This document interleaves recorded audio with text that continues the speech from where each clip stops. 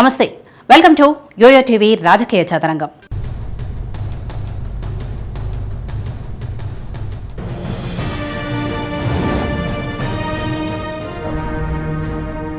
కర్నూలు జిల్లాలోని కీలక నియోజకవర్గాల్లో పాణ్యం ఒకటి.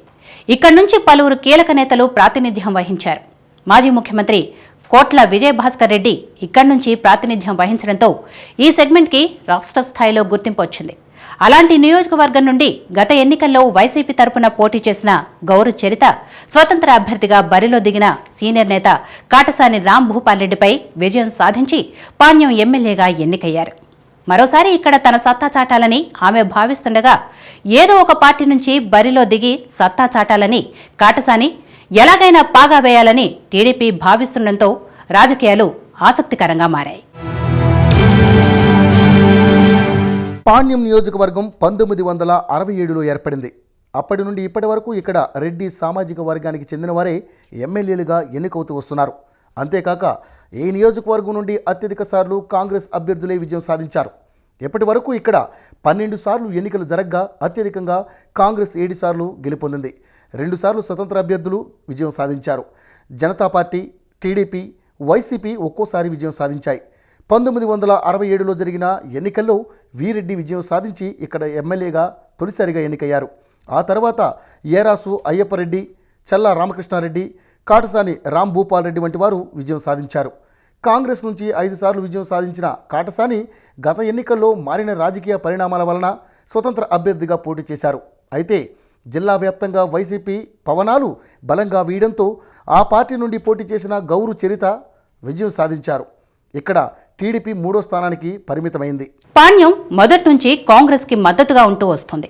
ఇక్కడి నుంచి అత్యధిక సార్లు ఆ పార్టీనే విజయం సాధించింది.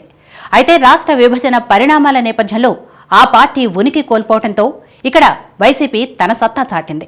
గతంలో నందికొట్కూరు నుంచి గెలిచిన గౌరు చరిత ఆ సెగ్మెంట్ ఎస్సీలకు రిజర్వ్ కావడంతో పాణ్యం బరిలో దిగి ఇక్కడే పాగా వేశారు.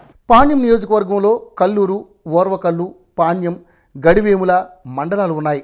ఇక్కడ అభివృద్ధి అవకాశాలు పుష్కలంగా ఉన్నా అభివృద్ధి మాత్రం జరగలేదు. ఇక్కడ దాదాపు 2,40,000 ఓట్లు ఉన్నాయి. ఇక్కడ ప్రధానంగా రెడ్డి సామాజిక వర్గం ఓట్లు ఎక్కువగా ఉన్నాయి.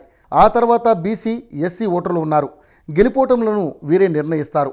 ఇప్పటి వరకు ఇక్కడ రెడ్డి సామాజిక వర్గ అభ్యర్థులు మాత్రమే విజయం సాధించారు.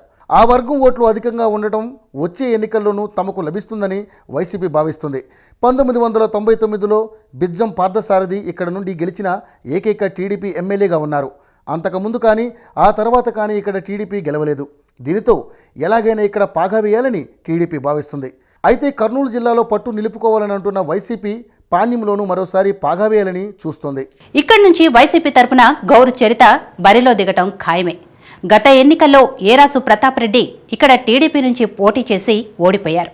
మరోసారి ఆయనే పోటీ చేస్తారా లేదా అన్నది ప్రస్తుతానికి ప్రశ్నగా ఉంది. మరోవైపు కాటసాని రాంభూపాల్ రెడ్డి వైసీపీలో చేరటంతో ఆయన ఎలాంటి నిర్ణయం తీసుకుంటారు అనేది ఇక్కడ గెలుపు ఓటములను నిర్ణయించే అవకాశం ఉంది. పాణ్యంలో ఏరాసు, కాటసాని కుటుంబాలకు మంచి పట్టు ఉంది. అయినా సరే గత ఎన్నికల్లో వైసీపీ విజయం సాధించింది. దీనికి కారణం ఇక్కడ ఉన్న ప్రధాన సామాజిక వర్గం ఆ పార్టీకి అండగా ఉండడమే. అయితే ఈసారి ఎలాగైనా విజయం సాధించాలని టీడీపీ పట్టుదలగా ఉంది. ఏరాసు ఇప్పటికే ప్రజల్లోకి వెళుతున్నారు.